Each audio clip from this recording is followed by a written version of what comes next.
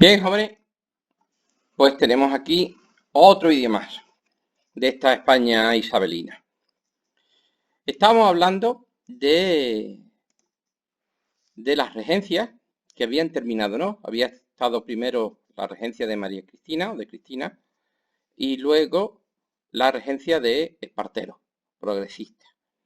Pero que al final Espartero, enfrentados con todos, con los moderados y con los propios progresistas, se había terminado fuera y había subido al poder el general Narváez, Ramón María Narváez.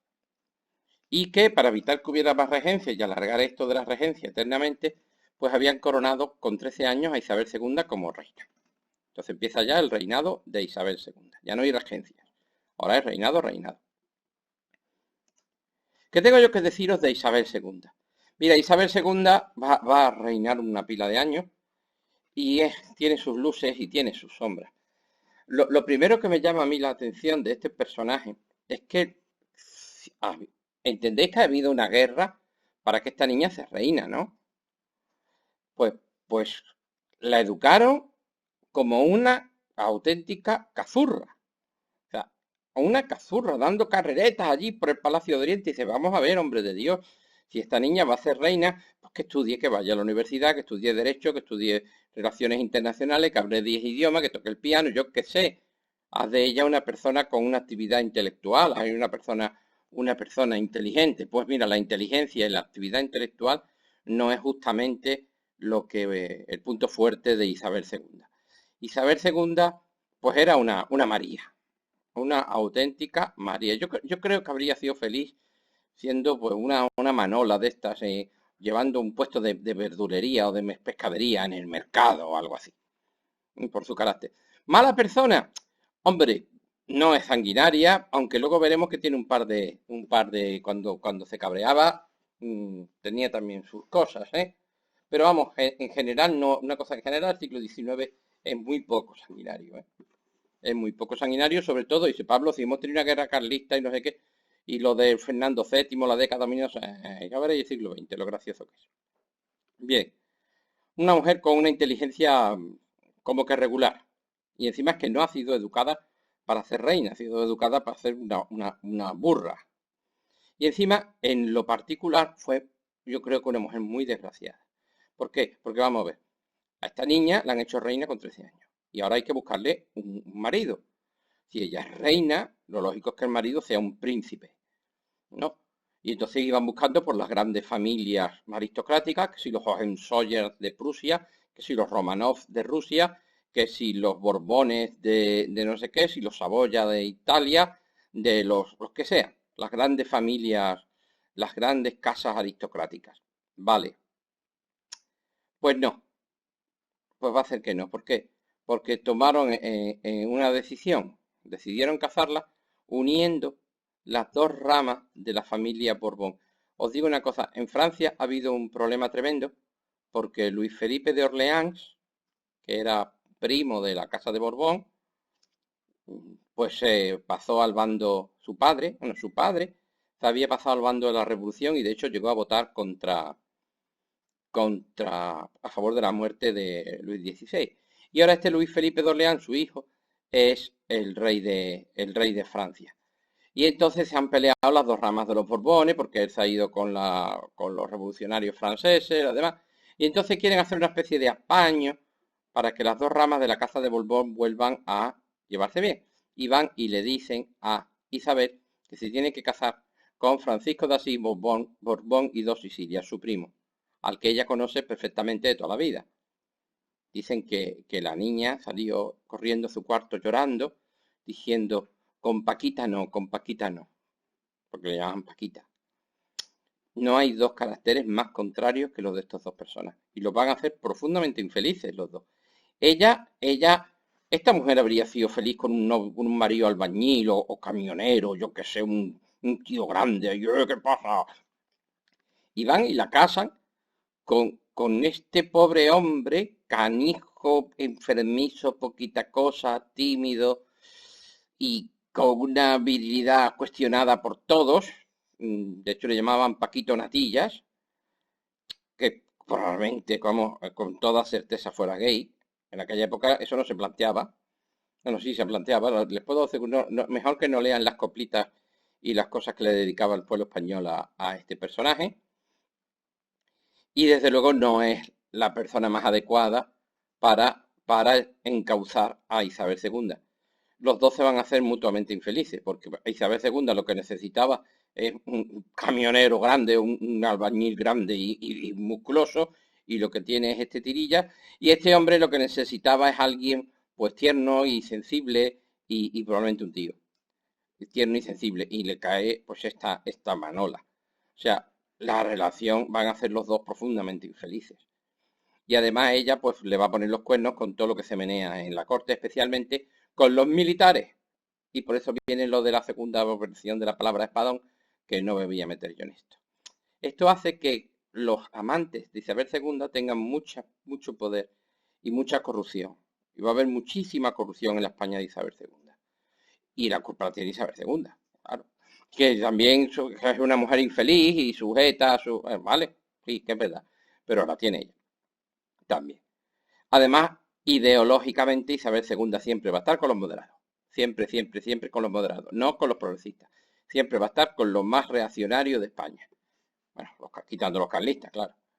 Así que, pues, no, al final no va a hacer un buen papel como reina Isabel II, ¿verdad? Y las veces que participa ella directamente, mete la pata, ¿eh? Mete la pata. Algunas veces mucho. Bueno, entonces, ¿quién gobierna? Porque evidentemente la bruta esta no va a gobernar. ¿Quién gobierna? Pues van a gobernar los espadones, van a gobernar los militares. Y muchísimos militares de distinta ideología, por ejemplo, Espartero, este retrato de Espartero ya está más viejo el hombre, Espartero como progresista, O'Donnell, ni carne ni pescado, y el súper moderado y súper reaccionario general Narváez. Este era una mala bestia, ¿eh? General Narváez era de fusilar a la gente, ¿eh? De fusilar en el gradiente de lo que es el siglo XIX, pero era un autoritario y una mala bestia. Yo creo que el modelo de Franco no es Hitler ni mucho, el modelo de Franco es Narváez, ¿eh? El modelo de Franco es Narváez. Bien, el reinado, perdón, que ya no gobierna, el reinado de Isabel II tiene tres etapas. Primero una década moderada, luego un bienio progresista y luego los 12 años de final que también vuelven a ser moderados. Entonces vamos por los primeros 10 años de gobierno de los moderados. Siempre los moderados, siempre. Os digo que la reina siempre está de parte de los moderados, marginando a los progresistas, lo cual los mosquea muchísimo y les va a obligar a hacer todo tipo de intentonas, algaradas, motines y follones. Y para eso las milicias nacionales la van a armar más de una vez y más de dos. ¿Quiénes son los que van a gobernar? De verdad. Pues mira, en estos 10 años se turnan, por un lado, el general Ramón Narváez, que es un puño de acero, y el político Bravo Murillo, que tampoco es que sea manco, vamos. Los dos moderados. No es por nada, pero si fuerais a Madrid, la mitad, yo estoy dando este tema y estoy viendo las calles de Madrid. Las calles de Madrid tienen los nombres de toda esta gente. ¿Qué van a hacer ahora en exceso? Por lo primero, cambiar la Constitución. ¿Por qué? Pues porque los niños de segundo de bachillerato ya se han aprendido dos constituciones y dos estatutos reales y que eso es poco. Ahí va la tercera. Y hacen la Constitución de 1845. ¿Eh? Fijaros el principio, ¿eh? Doña Isabel II, por la gracia de Dios y la Constitución de la monarquía española, reina de las Españas. ¿Eh? Fijaros cómo ha cambiado la frase. Doña Isabel II, sí, sí, por la gracia de Dios y la Constitución. Esto es lo de la soberanía compartida, ¿eh? Bien. ¿Qué características tiene esta Constitución de 1845? Pues mira, es básicamente la de 1837, simplemente que es un poquito más reaccionaria todavía, un poquito más de derechas, que diríamos. La soberanía sigue siendo compartida, esto es liberalismo doctrinario, ¿no? La soberanía sigue siendo compartida, pero aún con más poder para la corona. Una cosa, siempre que sale una constitución, ¿os dais cuenta que yo me molesto tanto en la del 37 como en esta, como en la del 12? En poneros una página en la presentación con todas estas cosas. ¿Sabéis por qué? No, porque esto hay que sabérselo de memoria. Hay que sabérselo. Todos estos puntos, ¿eh? Y más. Pero vamos, con esto y bastante. Es muy similar a la 37 con un carácter más reaccionario. Volvemos. Soberanía compartida, como es típico del liberalismo doctrinario, con más poder todavía para la corona. Siempre se quedan las dos cámaras, el Congreso y el Senado. El sufragio censitario sigue siendo de base muy, muy, muy estrecha. Se mantienen los derechos fundamentales. Oye, son liberales. Una cosa, los moderados son liberales, ¿eh? Se mantienen los derechos fundamentales, aunque bastante controlados. Digo que el gobierno, sobre todo en Narváez, es muy autoritario. Y aquí están los dos puntos para quitar de en medio a los progresistas. Quitan de en medio a la milicia nacional, que les había dado mucha lata, y quitan, y mejor aún aumentan el control del gobierno sobre los ayuntamientos. O sea, es una constitución más reaccionaria. Esto de la milicia nacional, básicamente la gran diferencia entre la del 37 y esta, que sea algo sí que no sea un poquito más, un poquito menos, es que desaparece la milicia nacional. Como han quitado la milicia nacional, tenemos un problema. Entonces, cuando hay bandoleros y hay cosas, problemas, ¿quién protege a la gente de los pueblos? Porque ya no hay unidades militares con fusiles en los pueblos. Pues entonces se creó un cuerpo de policía. El primer cuerpo de policía moderno que va a tener España. Y es la Guardia Civil, la Benemérita. Y la van a crear, la va a fundar el Duque de Ahumada. Esta Guardia Civil que aparece en esta primera década del reinado de Isabel II se va a mantener ya para siempre. Y es una herramienta extraordinaria al servicio del Estado.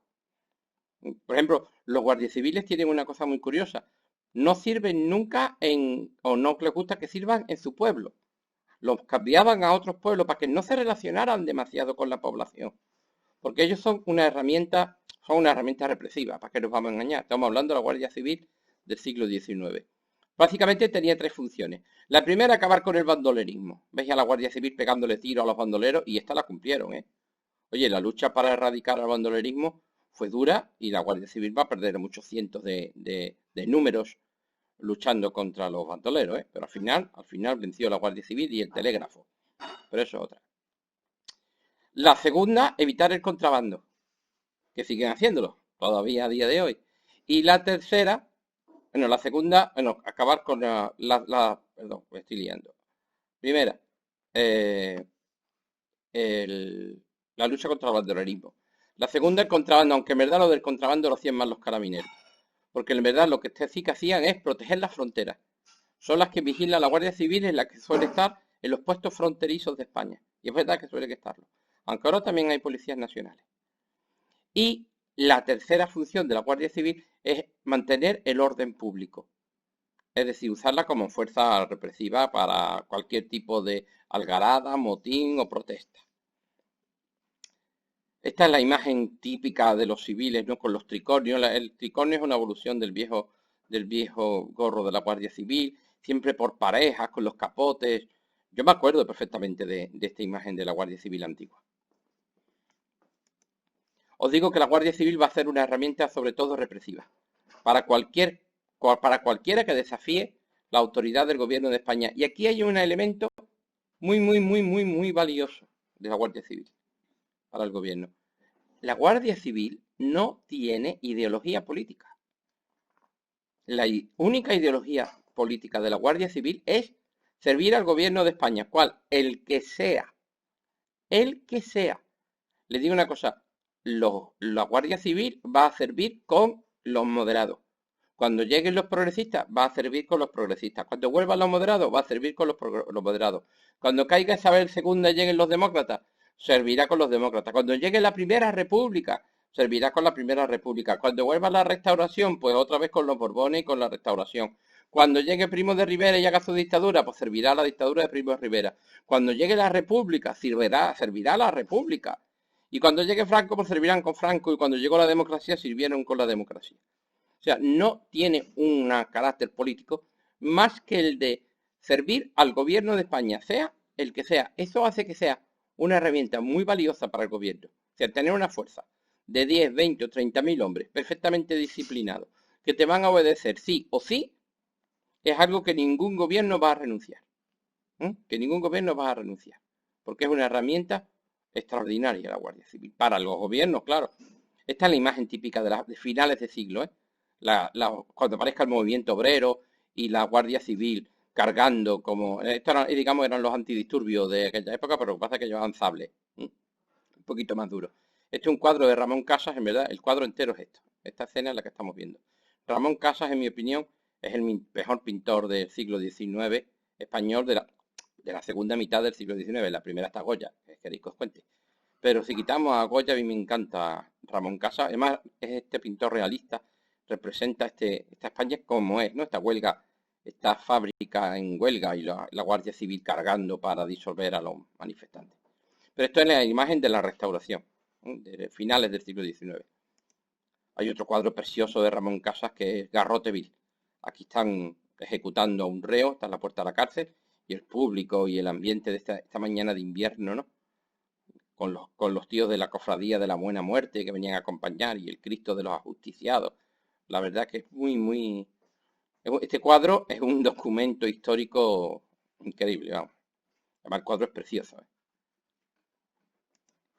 Bien, entonces tenemos a Narváez y a Bravo Murillo gobernando, que han cambiado la constitución, que han puesto un gobierno más autoritario y han puesto, como han quitado las milicias, han puesto la Guardia Civil. Y hay otra cosa más que tenéis que saber. Hay dos leyes o dos grupos de leyes que son especialmente odiadas por el pueblo español, porque son, la verdad, muy injustas.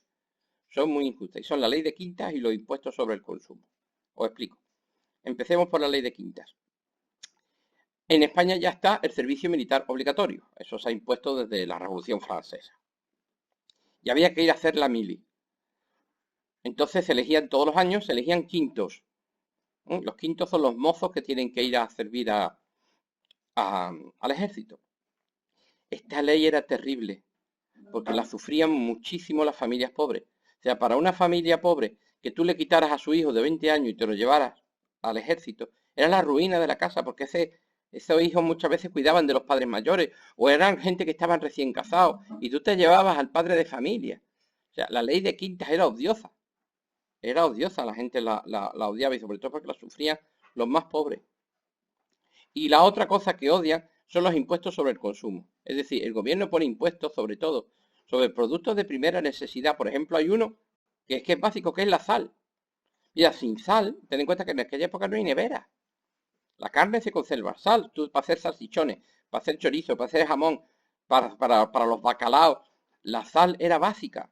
Era un producto de consumo básico. Tú no puedes un producto tan básico, que es una necesidad, ponerlo en impuestos.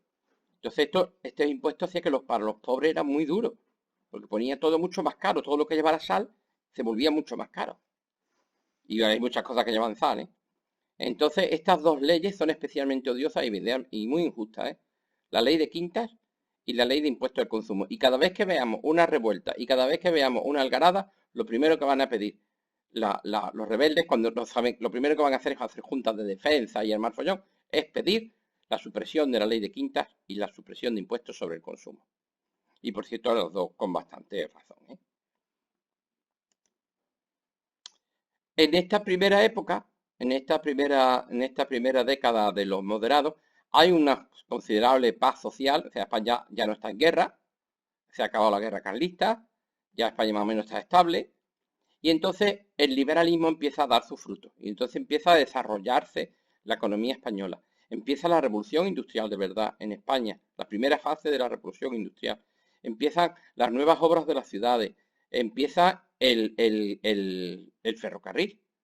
Se empiezan a construir las grandes líneas de ferrocarril en España. Esta tenéis la estructura más o menos de las grandes líneas de ferrocarril. Y quiero que veáis una cosa. Esto se llama una estructura radial, porque si os dais cuenta, todas las grandes líneas terminan llevándote a Madrid. Esta estructura radial está hecha para que desde Madrid se controle toda España. O sea, si tú tienes al ejército español concentrado en Madrid, como está, por cierto, todavía sigue estándolo, ¿eh? Usando los trenes puedes llevarlo a cualquier rincón de España y puedes aislar. Primero, si hay una rebelión en Málaga, puedes aislarla fácilmente. Y segundo, puedes mandar al ejército contra ella. Tiene una función represiva este sistema radial más que más que económico. También hay que tener en cuenta que el ferrocarril va a ser un elemento fundamental en las guerras, ¿no? Siempre lo ha sido, lo va a hacer. Hay otra cosa, justamente por eso, para evitar que pueda ser invadida España, el ancho de vía español es un poquito más grande que el ancho de vía europeo. Para que ningún tren europeo pueda entrar en España, eso va a ser un obstáculo tremendo. Bueno, yo me acuerdo cuando tú ibas en tren, tú salías de Málaga, estabas toda la noche, llegabas a Madrid al amanecer, luego estabas otra vez toda la noche y al anochecer llegabas a Irún y tenías que bajarte del tren y coger otro tren que estaba al lado, que era el tren francés. Y entonces se te llevaba a París y amanecías en París. O sea, se tardaba pues 2 noches y un día en llegar hasta París en tren. Por el ancho de vía. Por el ancho de vía. Bien, esta es la primera década moderada. Pero va a ocurrir algo en Europa que va a cambiar el todo, que es las revoluciones de 1848. Un montón de revoluciones, una oleada revolucionaria tremenda que empieza en Francia. En Francia cae la monarquía de Luis Felipe de Orleans y aparece de nuevo la república, una república social. Faltó el canto de un duro para que la bandera roja fuera el emblema de Francia, porque han aparecido ahora los republicanos sociales, a los que llaman socialistas. Esto lo veremos más adelante. También ha estallado la revolución en todos los territorios germánicos, en la propia Prusia, en Berlín. Hay una revolución, hay revoluciones en Viena, hay revoluciones en Praga, en Budapest, en Milán. Europa entera se hace llena de fuerzas revolucionarias. Al final estas revoluciones serán aplastadas y al final vendrán gobiernos más autoritarios, curiosamente. En algunas partes, en otras no. A mí este tema es uno de los que me gusta muchísimo, el tema de las revoluciones del 48.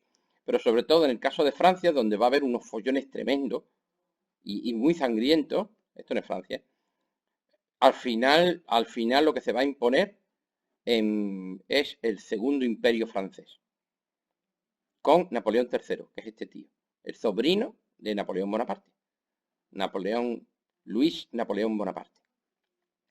Y en Francia aparece un gobierno autoritario, el gobierno de Luis Napoleón, el segundo imperio francés, ¿no? Ahí pone Napoleón III, emperador, y su imperio francés. Entonces, ¿qué piensa Bravo Murillo? Bravo Murillo se asusta pensando que esas revoluciones que están estallando por todas partes, en Prusia, en Austria, en Hungría, entre los checos, en Italia, en Milán, en Turín, en París armó la de Dios, París armó la de Dios. Pues esto se puede contagiar y entonces se asusta y entonces decide poner un gobierno más autoritario y llega a cerrar las cortes. Llega a imponer de una forma más autoritaria y cierra las cortes. Es algo muy curioso, porque esta medida más autoritaria que va a hacer él para proteger su gobierno, lo que va a provocar es un levantamiento que va a cargarse su gobierno. Probablemente si Bravo Murillo no hubiera cerrado las cortes, pues yo no sé, pero no habría pasado la gorda que va a venir ahora. Justamente en intentar evitar la revolución, se va a encontrar, no, hombre, no con una revolución, pero sí con un levantamiento, con un pronunciamiento. ¿Acordáis de que son los pronunciamientos que eran que los militares se levantaban en una parte de España? Pues cuando cierra las cortes, los progresistas se ponen rabiosos, se aparecen juntas de defensa por toda la periferia de España y algaradas, hay motines, y a esto se une ni más ni menos que el ejército. ¿Con quién? Con este general, Leopoldo O'Donnell. Se llama O'Donnell, pero es español. Es uno de esos irlandeses al servicio de España, ¿eh? Es muy típico que los militares tengan nombres raros. ¿Acordáis de Reading? Que era suizo. Pues su padre era irlandés, pero vamos, este hombre nació en España. Y entonces este hombre se va a unir con su ejército a esta sublevación. ¿En qué pueblo? Pues Vicálvaro. Y entonces por eso se llaman las Vicalvaradas, porque ocurrió en un pueblo que se llama Vicálvaro, en 1854. Y este tío es listo y lo que hace es un manifiesto para que lo lean todos los españoles. El famoso manifiesto de Manzanares. Que lo va a redactar el muy, muy joven Antonio Cánovas del Castillo, que Antonio va a dar guerra a este. Pues aquí tenemos a Leopoldo O'Donnell. Al final, ¿qué pasa? Pues que este hombre triunfa con el ejército y hay una batalla, la gana, y hay barricadas por toda España, la Junta de Defensa, y al final la reina Isabel II dice, vale, pues que gobiernen los progresistas, venga, que se vaya Bravo Murillo y que vengan los progresistas. Y entonces vamos a tener el bienio progresista. Pero eso será en el siguiente vídeo, porque llevo 25 minutos y esto ya se está haciendo muy largo. Ahora, nos vemos dentro de otro vídeo. Hasta luego.